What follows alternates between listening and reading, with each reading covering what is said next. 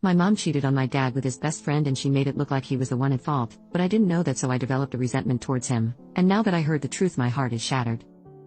My 23F mom had been married to my dad for 9 years before she cheated and left him for his best friend, who is my stepdad. My father served in the army and his best friend was this rich guy who I saw hanging out with my mom at that time. During the divorce, my mom told me that my dad was abusive, controlling, and was not there emotionally. That's why she was leaving him. She told me that my dad treated her badly, called her names, and did not love her. At the time I was only 10 years old. My mom got primary custody and dad was stuck paying child support. I only got to see my dad only 2 weekends per month. After that I held some resentment towards my dad. I dreaded when it was time to see him. He had sold what used to be our house, moved back to his hometown, opened a mechanic shop, and lived in the shop. He was an alcoholic who always tried to sober up when I came to stay him. He was miserable, lonely, and depressed. He always tried to clean up his house when I went to stay with him, even though it still smelled like alcohol, gunpowder, gasoline, and those car oils. And sometimes I found dirty laundry stacked in the laundry room. When I turned 15 I started to see him less.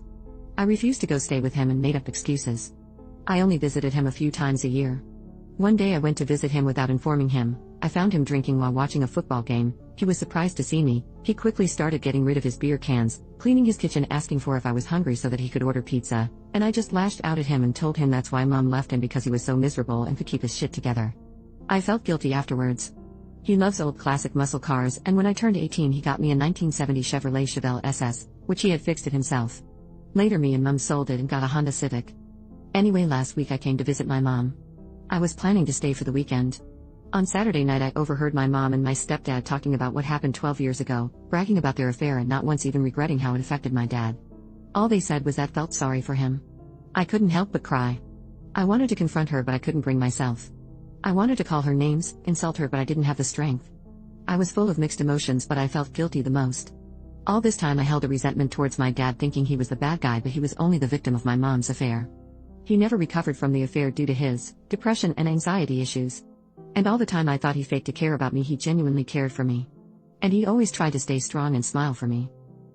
I left the following day and found my dad at his mechanic shop and hugged him. I was crying and he was puzzled, and I kept saying sorry repeatedly. When he managed to calm me down I told him everything and I apologized even more. And when I asked why he didn't fight my mom for my custody, he told me that he knew that his depression and anxiety issues plus his PTSD would make him to be unfit parents. And he never wanted to ruin the relationship between me and my mom because he knew I loved my mom and his ex-best friend loved me and would take care of me more than he would.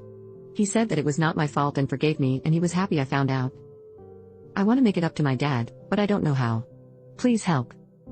Update. As some of you said, there are two sides in every story, and I decided to listen my dad's side. He admitted to being distant and not affectionate after his last deployment due to his PTSD, but the affair had been going on when he was in deployment. I confronted my mom a few days later after my post, and she was defensive at first. She said that I was not grateful for what she did for me, and that she simply protected me from my father. She called him a few names. I didn't want to argue, and I had already chosen my next words carefully. I told her that my father was a good man who was broken by the betrayal of the two people he trusted the most, and worst, who turned his own daughter against him. I appreciate and am grateful for everything, but it's time I choose for the parent who put his own daughter's need first, even if it means making hard sacrifices, and not the one who wanted the daughter to satisfy her own needs. Goodbye, Mom. I will keep in touch. Before I left, tears had been building in her eyes. And she just remained silent. She has tried to reach out to me, but I just ignore her or ask her to stop disturbing me. I don't block her, but my message is loud and clear. My aunt has recently reached out to me and told me that my mom is depressed. Well, her husband can take care of her. As for my dad, most of you suggested I sell a Civic and buy the Chevy Chevelle SS back. I couldn't find the person I sold it to. But I decided to look for old worn-out muscle cars to fix. I have been searching for a while. It was hard, but I had help of a few friends and even some Redditors who reached out to me on chat. Almost 2 weeks ago I was lucky and found an old wrecked 1970 Dodge Charger. And yeah, I sold the Civic to afford the Charger. My dad was kind of upset, but when I told him the reason, he brightened up. He's been more than happy to show me how to fix it.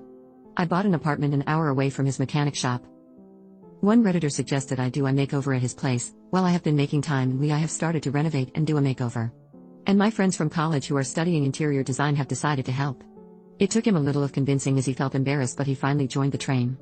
Now every day after college I go to visit him, and on weekends I spend time with him and talk about anything. Mostly he's interested in my life.